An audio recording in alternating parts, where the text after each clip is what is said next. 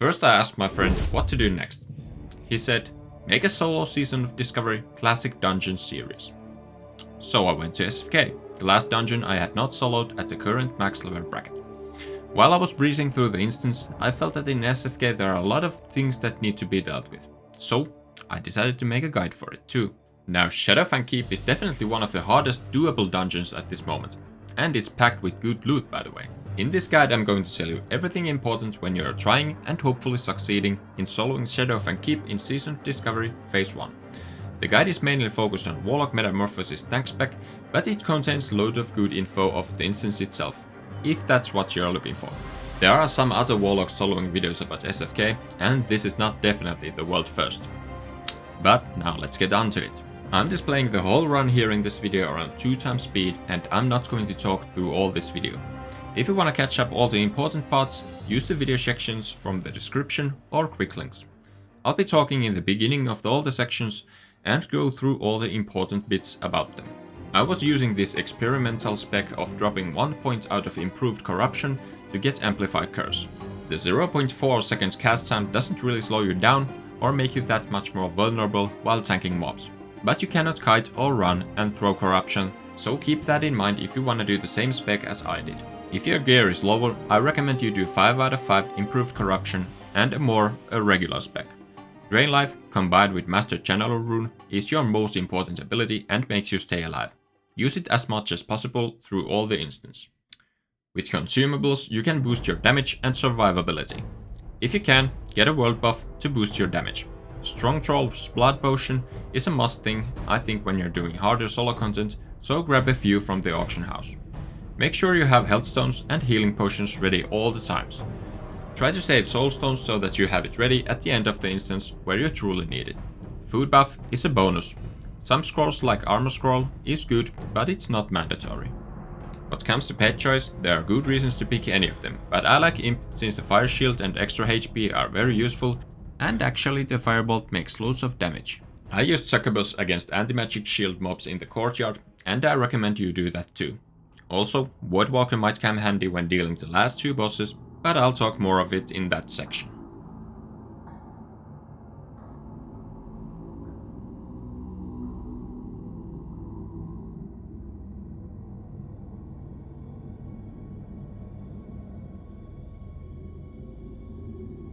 The instance itself starts pretty easy, just tank and spank your way to first boss and kill it. The real first notable thing is at the courtyard after the first boss. The courtyard is filled with Shadow Hut Moonwalkers, which have anti-magic shield ability, which makes them immune to spell damage for 10 seconds. If you can track this buff on them in your UI, I recommend doing so. Well, if not, just zoom in and try to watch the green visual animation to end. Your Drain Life won't work here when AMS is up. Even if it keeps on going, it still won't heal you on that time. I recommend you use other mobs like the wolves here to keep your Drain Life going. Maybe toss it solely on them and spam some dots and searing pain to the Moonwalkers. Use Succubus to get some melee damage in. Won't do elemental damage, so they won't work on the AMS either. This is not that hard part, especially if you make sure you can get a target to the pool that you can drain life.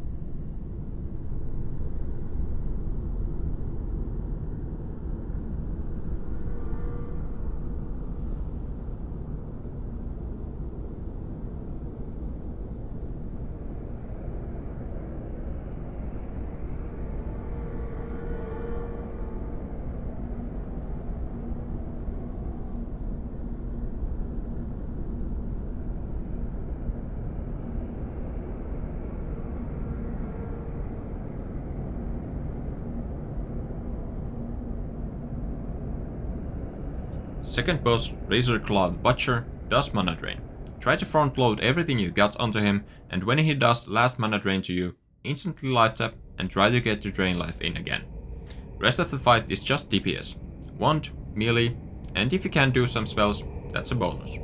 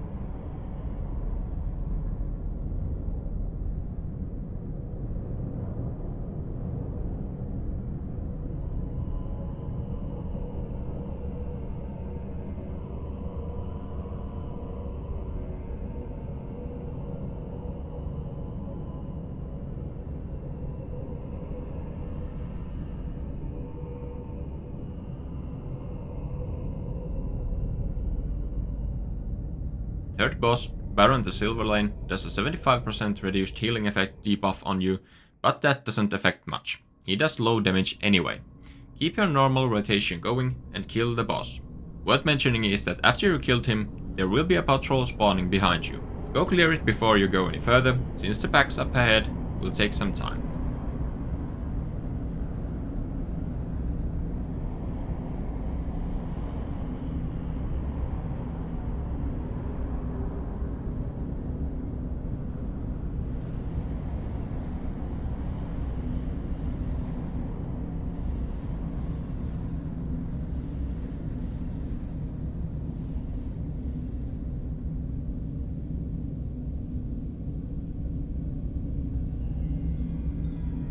Next, you will encounter Shadow Immune Shadowfang Dark Souls.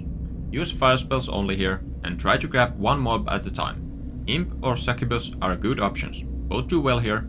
Don't use Wardwalker. In this footage I started to summon Succubus, but it didn't go through, and it despawned my Imp, so I didn't have any pet a short period of time.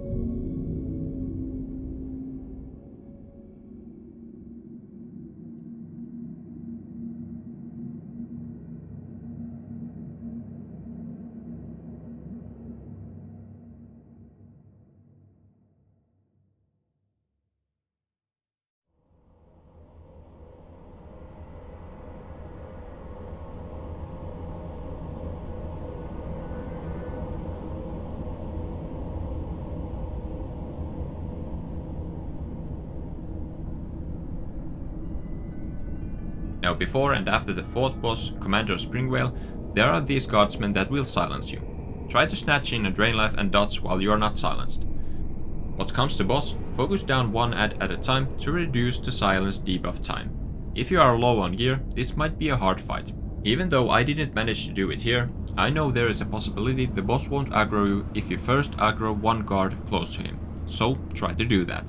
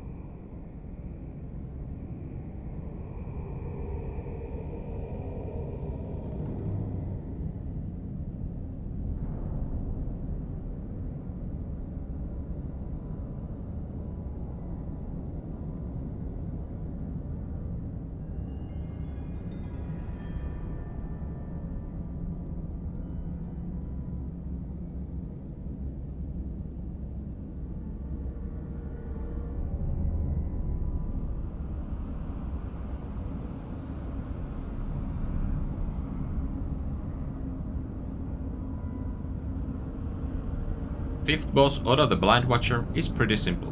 Focus down bats first and then the boss. Nothing fancy here, he won't do that much damage alone. I just pulled him back to get more clear view, no other reason for it.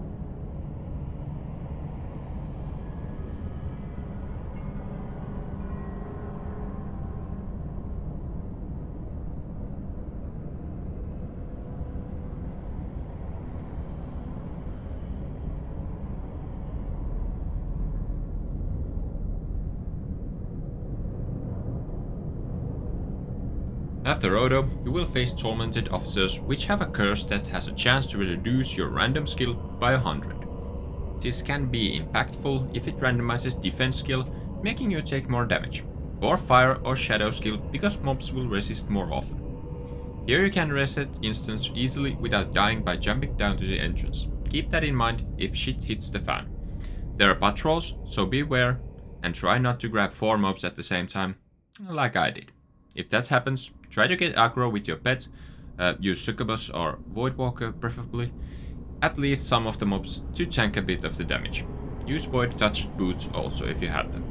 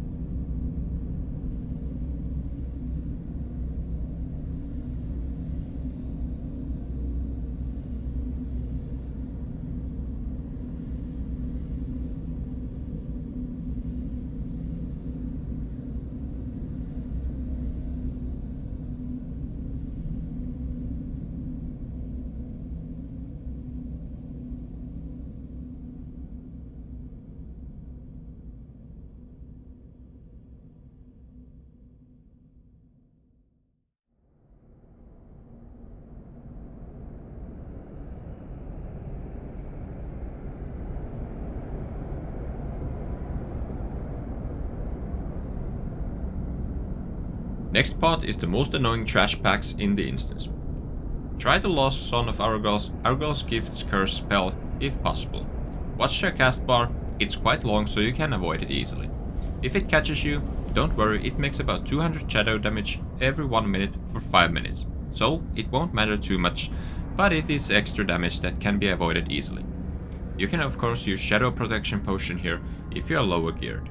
Other mobs that I like to focus in this room first are the Lupine horrors, since they spawn extra mobs after the combat has started. I noticed one thing I didn't really know in this run, which I hope helps you out here. Hear me out. I noticed that the summoned Lupine delusions despawn if you hit them with Shadow Cleave, so do that. I'm not sure if it's just damage that makes them despawn, or shadow damage, or what. I realized this after the first few pulls. Also, in this room is a patrol going above you, which is notoriously bad for aggroing the whole room and causing wipes. If that happens, just run away and reset the mobs by jumping down to the instance portal.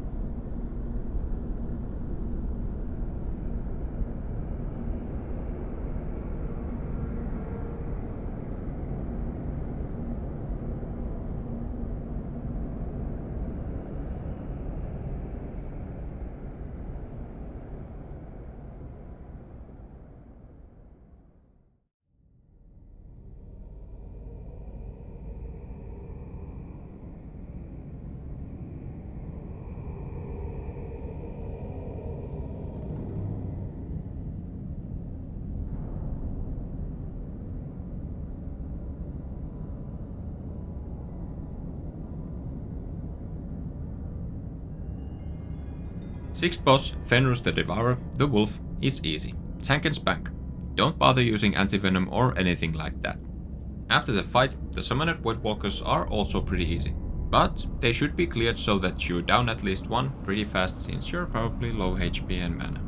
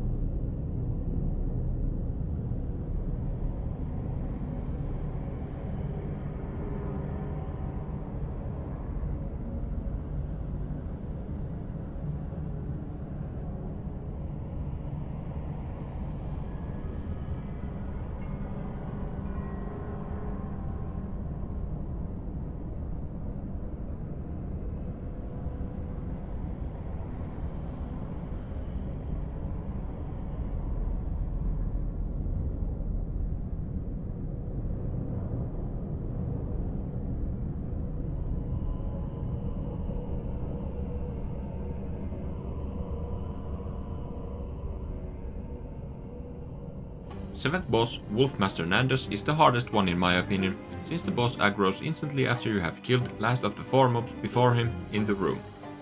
Now I recommend you focus down the Lupine horror first.